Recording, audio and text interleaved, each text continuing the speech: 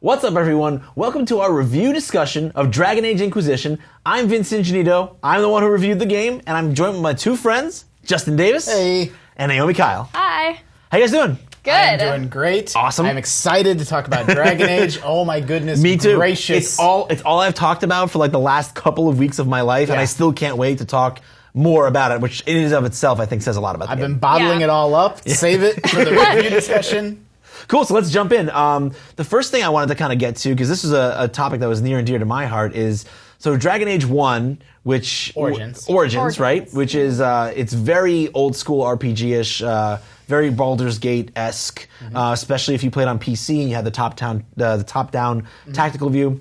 Then you had Dragon Age 2, which felt, very console-y, more action-oriented. Yeah, at the time, Dragon Age 2 got good reviews, and Naomi, you like it a lot. But, I liked it a lot. But, as more time has passed, people have sort of, I don't know if soured on it's too strong. It's definitely seen as a setback for the franchise. Sure, absolutely. Though there are many people who just find what the first one was doing to be kind of completely drab and boring. And like for you, for instance, like you played 10 hours, right, of the original or so, and you didn't feel it, right? I did. I've tried to play Dragon Age Origins several times over the years. I pick it up, start it. All right, this is the summer. I'm gonna get through Dragon Age. I'm gonna get into it now. It's just like I like RPGs. I genuinely do. Dragon Age Inquisition, I want to make sure I say out loud, is my game of the year so far. Cool. Love it.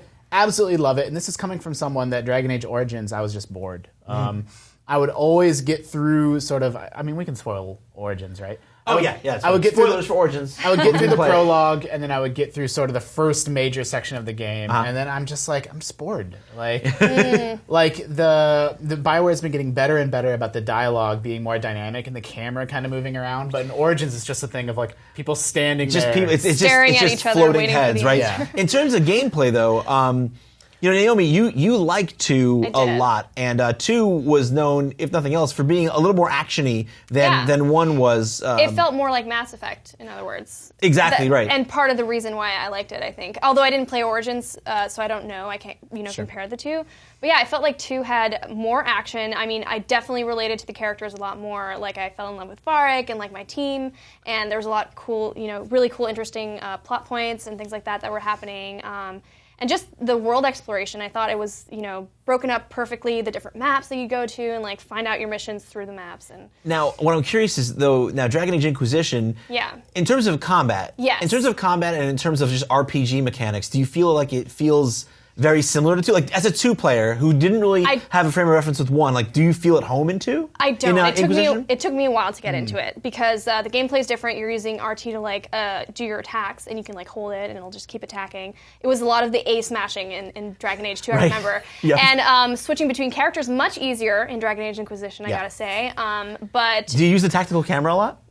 So that's the thing I'm trying to get used to, because Dragon Age 2 didn't have that. It was really just like you're picking your characters, you're telling them what to do, and you're like facing them, and you see them, as if you're in your third-person character. That's interesting. And so Inquisition is more of like a hybrid of the original was very sort of slow-paced and tactical, and 2 was very action-oriented, and 3 is sort of like a mash of the 2 put together. Yeah, it's like I feel like if you made a line, kind of a sliding scale where it's like, here's 1 in the more tactical, kind of old school BioWare RPG territory, and here's 2.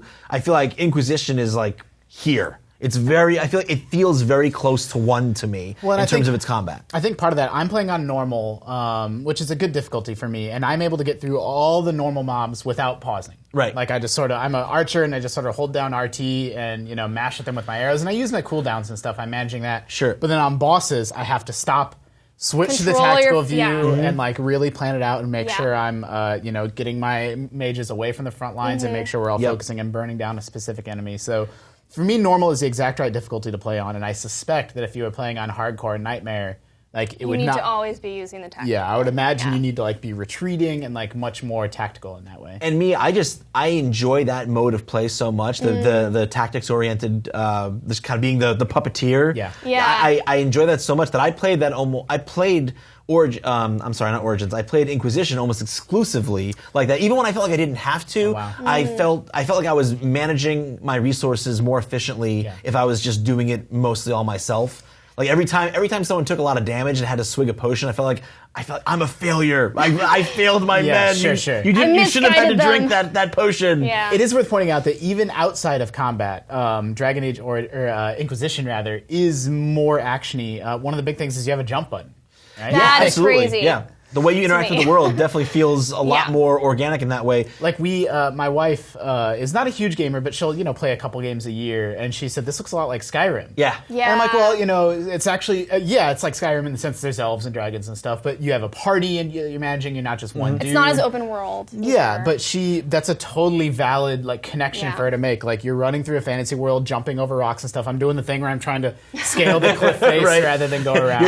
You're jumping or you're walking slowly. Because somehow walking slowly allows you to get up grades that you normally wouldn't be able to. And so that combination of just RPG, sort of old school RPG, pause, pull the camera up, but then still be able to explore the world, and not first person, but right behind your character's back and sort of get really into that world is fantastic. Yeah, absolutely. And to your point about the scale of it not being quite as large.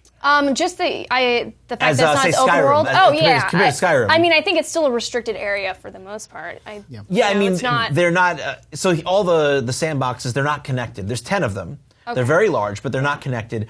But compared to other open world games, pure open world games, not as large. But what I do love though is that compared to Origins and especially Dragon Age 2.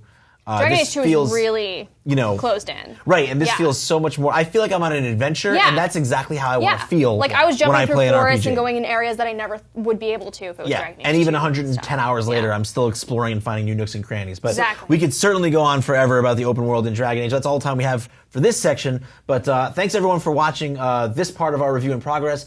Remember, for all things Dragon Age, including more segments from this review discussion, keep it locked to IGN.